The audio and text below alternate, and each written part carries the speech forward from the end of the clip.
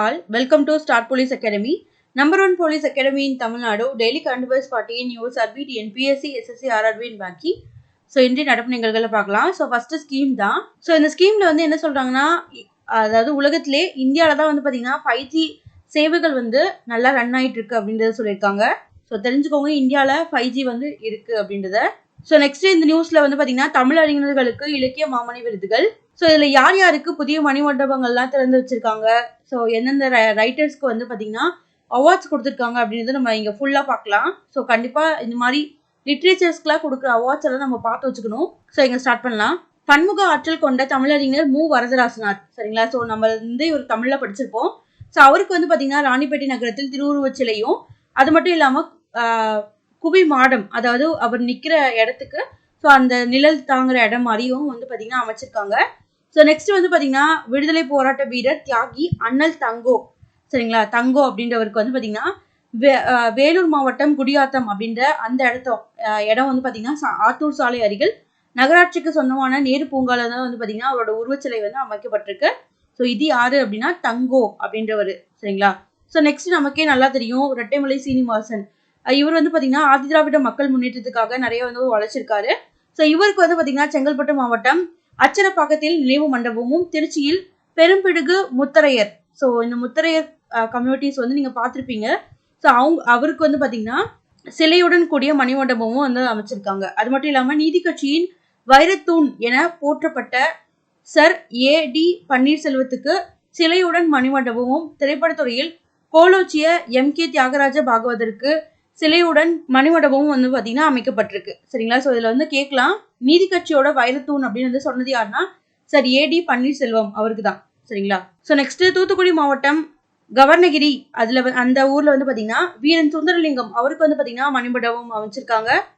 So இதுதான் வந்து இங்கே கொடுத்துருக்காங்க, யார் யாருக்கு மணிமண்டபம் அமைச்சிருக்காங்க அப்படின்றது இங்கே இருக்குது. ஸோ எந்த ஊரில் இருக்குது அப்படின்றதையும் இருக்குது.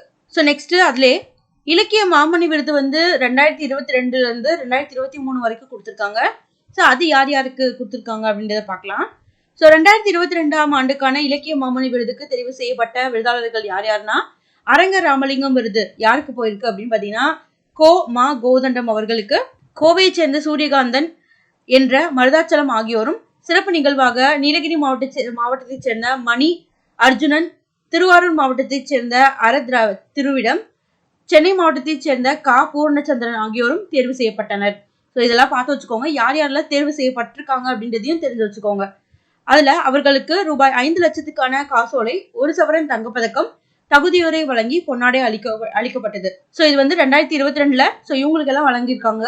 ஸோ நெக்ஸ்ட் 2023 இலக்கிய மாமணி விருதுக்கு கடலூர் மாவட்டத்தைச் சேர்ந்த ஞா மாணிக்கவாசகன், திருநெல்வேலி மாவட்டத்தைச் சேர்ந்த சண்முக சுந்தரம், சிவகங்கை மாவட்டத்தைச் சேர்ந்த இலக்கியா நடராஜன் ஆகியோர் தேர்வு செய்யப்பட்டிருக்காங்க. ஸோ அவங்களுக்கும் வந்து பார்த்தீங்கன்னா பதக்கம் ப்ளஸ் பொன்னாடை வந்து இருக்கு.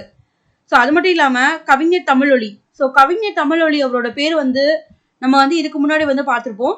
ஸோ தஞ்சை தமிழ் பல்கலைக்கழகத்தில் நிறுவப்பட்டுள்ள கவிஞர் ஒளி அவரோட மார்பளவு சிலையும் வந்து பார்த்தீங்கன்னா சிஎம் அவர்கள் வந்து திறந்து வச்சிருக்காரு.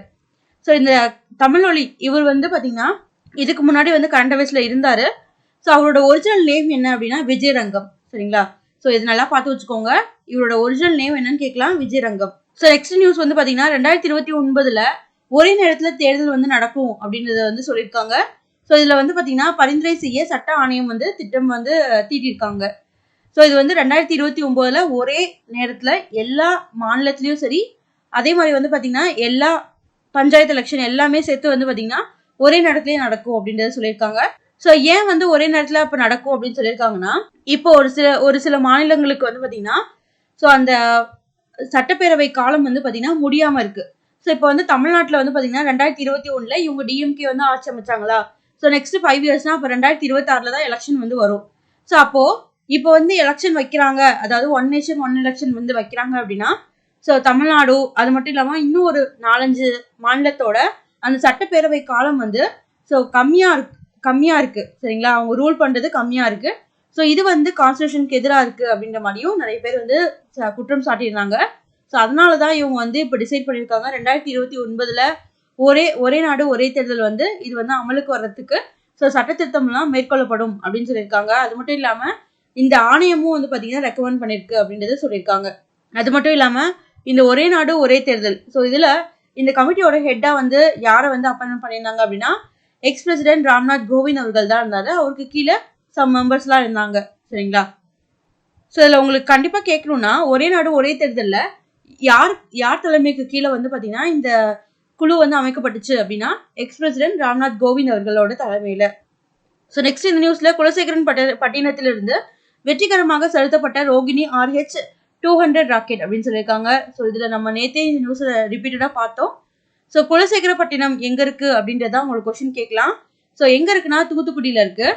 அது மட்டும் இல்லாமல் இஸ்ரோவோட செகண்ட் லான்ச்சிங் பேடாவும் வந்து பார்த்தீங்கன்னா இந்த குலசேகரப்பட்டினம் தான் இருக்குது. ஸோ இந்த குலசேகரப்பட்டினத்துலேருந்து ஏவப்பட்ட ஃபர்ஸ்ட் ராக்கெட் வந்து பார்த்தீங்கன்னா ரோஹிணி RH-200 இந்த ராக்கெட்டை தான் வந்து செலுத்திருக்காங்க நேற்று. சரிங்களா? So next question and answer. So first கொஸ்டின்குள்ளே போகலாம். சமீபத்தில் உலக வர்த்தக அமைப்பின் அதாவது 13வது அமைச்சர்கள் மாநாடு எங்கே நடைபெற்றது? ஸோ ஆன்சர் வந்து பார்த்தீங்கன்னா Abu Dhabi. Next news. Aditya L1 செயற்கைக்கோள் கரோனல் மாஸ் எஜெக்ஷனின் சூரிய காற்றின் தாக்கத்தை கண்டறிந்த கருவியின் பெயர் என்ன? ஸோ ஆன்சர் வந்து பார்த்தீங்கன்னா plasma analyser package for Aditya அப்படின்றது தான், அதாவது பப்பா அப்படின்ற இந்த இன்ஸ்ட்ருமெண்ட் தான் வந்து பார்த்தீங்கன்னா இந்த கரோனல் மாஸ் எஜெக்ஷன் அதுல இருந்து வர்ற அந்த சூரிய காற்றோட தாக்கத்தை வந்து கண்டறியறதுக்காக அனுப்பப்பட்ட அந்த கருவி. சரிங்களா? ஸோ இது வந்து கருவியோட பேரு, நல்லா ஞாபகம் வச்சுக்கோங்க, பப்பா அப்படின்றது. Next news. பின்வருவனவற்றில் இந்தியாவின் 2வது லோக்பாலாக நியமிக்கப்பட்டவர் யார்? ஸோ ஆன்சர் வந்து பார்த்தீங்கன்னா அஜய் மாணிக்கராவ் கான்வில்கர், அதாவது AM கான்வில்கர் அப்படின்னு சொல்லுவாங்க. ஸோ அப்போ இவர் 2வது அப்படின்னா ஸோ ஃபர்ஸ்ட் இருந்தது யாரு அப்படின்றத தெரியணும். ஸோ ஃபர்ஸ்ட் இருந்தவர் பேர் தெரிஞ்சதுன்னா உங்களுக்கு கீழே வந்து கமெண்ட் பண்ணுங்க. ஸோ இந்த ஆப்ஷன்லேயே இருக்கு. ஸோ நான் இங்கேயே சொல்லிடுறேன். ஸோ ஃபர்ஸ்ட் லோக்பால் சேர்மன் வந்து பார்த்தீங்கன்னா பினாக்கி சந்திரகோஷ் அவர்கள். ஸோ செகண்ட் தான் வந்து பார்த்தீங்கன்னா AM கான்வில்கர். ஸோ நம்ம நேற்றே பார்த்துருப்போம் இந்த லோக்பாலோட ஹெட்டை வந்து யார் அப்பாயின்மெண்ட் பண்ணுறா, அதாவது யார் வந்து நியமிக்கிறா அப்படின்னா பிரசிடென்ட் அவர்கள் தான். ஸோ இதுவும் நல்லா ஞாபகம் வச்சுக்கோங்க. உங்களுக்கு ஃபர்ஸ்ட் லோக்பாலோட சேர்மன் யாருன்னு கேட்டாங்கன்னா பினாக்கி சந்திரகோஷ்.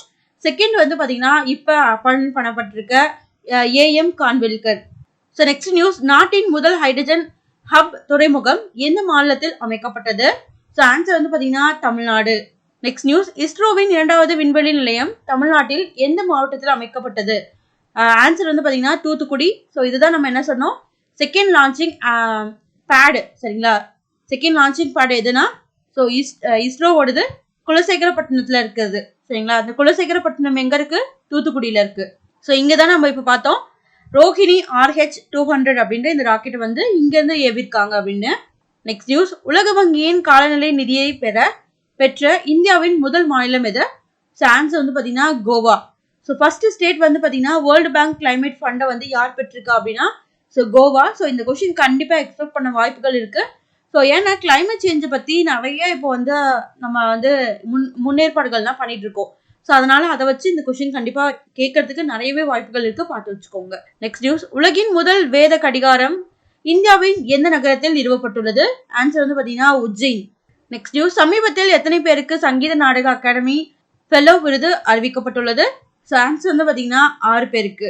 Next news. உலக வங்கியின் உலகளாவிய சுற்றுச்சூழல் வசதியின் இயக்குநராக தேர்ந்தெடுக்கப்பட்டவர் யார்? ஸோ ஆன்சர் வந்து பார்த்தீங்கன்னா கீதா பத்ரா. Next news. சுகாதாரம் மற்றும் குடும்ப நலம் அமைச்சகத்தின் விவாதத்தில் உள்ள மிஷன் உத்கர்ஷ் எந்த நோயுடன் தொடர்புடையது? ஸோ ஆன்சர் வந்து பார்த்தீங்கன்னா ரத்த சோகை, அதாவது அனிமியாவோட தொடர்புடையது. ஸோ அவ்வளோதான், இதோட இன்றைய நடப்பு நிகழ்வுகள் நிறைவடைந்தது. நன்றி.